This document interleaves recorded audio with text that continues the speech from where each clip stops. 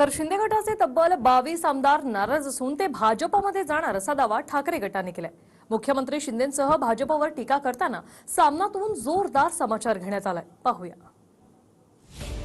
शिंदे गटाचे 22 आमदार भाजपमध्ये जाणार, सामनातून दावा।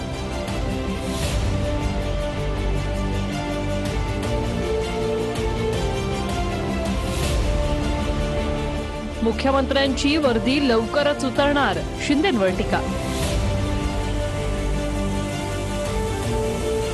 सामनातून मुख्यमंत्री एकनाथ शिंदेंवर टीका करताना 22 आमदारांबद्दल मोठा दावा करण्यात आलाय।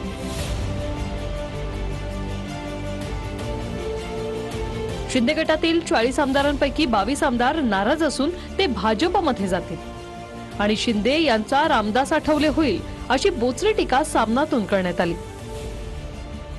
भाजपने शिंदे व त्यांच्या काही लोकांना ईडी वगैरेच्या फासातून तूर्त वाचवले, पण या सगळ्यांना कायमचा गुलाम करून ठेवलं।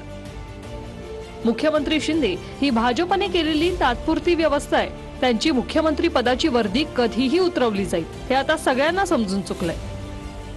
शिंदे गटाचे किमान 22 आमदार नाराज आहेत। यातील बहुसंख्य आमदार नाराज आहेत आणि यातील बहुसंख्य आमदार स्वतःला भाजपात विलीन करून घेतील असं स्पष्ट दिसतं। त्यानंतर शिंदे यांचा रामदास आठवले होईल।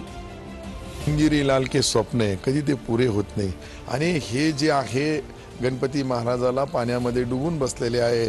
कधीतरी 22 जातील आणि यांच्या पोटामध्ये जे काही पोटसूळ आहे तो कमी होईल, अजून वाढेल, 39 होणार नाही, 45 किंवा 50 होतील। त्यांचे जे 15 आहे ते त्यांनी सांभाळलं तर फार मोठं काम झालं या महाराष्ट्रावर, किंवा त्यांच्या उद्धव बाळासाहेब ठाकरे या शिवसेनेवर विश्वास आहे लोकांचा, 15 लोकांचा, इतकं तरी साध्य करून ठेवायला पाहिजे। पुढचे कधी 15 थांबले तर फार मोठी गोष्ट आहे। सुप्रीम कोर्टात सत्ता संघर्षावर सुनावणी सुरू आहे। मुख्यमंत्री एकनाथ शिंदेंसह 16 आमदारांना निलंबित करण्याची मागणी ठाकरे गटाची आहे। सुप्रीम कोर्टात घटनापीठासमोर पुढील सुनावणी 1 नोव्हेंबरला होईल। जर शिंदेंसह 16 आमदार निलंबित झाले तर सरकारच कोसळणार। त्यामुळे उर्वरित आमदार भाजपमध्ये आमदारकी वाचवण्यासाठी जातील असा दावा शिवसेना करते। सामनातून शिवसेनेने आपला मोर्चा राज्यपाल भगतसिंह कोश्यारींकडे वळवला। अतिवृष्टीमुळे नुकसान झाल्यावरही भरपाई मिळत नसल्यानं हिंगोलीतल्या गारखेडा गावातल्या शेतकऱ्यांनी थेट गावच विकायला काढलं। तसे पोस्टरही व्हायरल झाले। त्यामुळे आता राज्यपाल कुठे आहेत असा सवाल सामनातून करण्यात आला। महाराष्ट्राचे महामहिम राज्यपाल भगतसिंह कोश्यारी सध्या कुठे भूमिगत झालेत याबाबत कुणी खुलासा करेल काय? मुळात आपले राज्यपाल राजभवनात आहेत की नाहीत हे गृहमंत्री फडणवीसांनी जनतेसमोर आणावं। ठाकरे सरकारच्या काळात सध्याच्या राज्यपाल महोदयांची कामं करून दमछाक होत होती। पूरस्थितीत स्वतंत्र दौरे काढून प्रशासनाला वेगळ्या सूचना देत होते। सेनगावात तालुक्यातील गारखेडा परिसरात अतिवृष्टीमुळे मोठ्या प्रमाणात नुकसान झालं।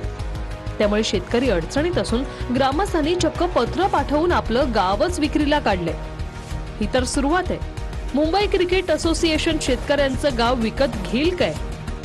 नुकत्याच झालेल्या मुंबई क्रिकेट असोसिएशनच्या निवडणुकीत अनोखी युती पाहायला मिळाली।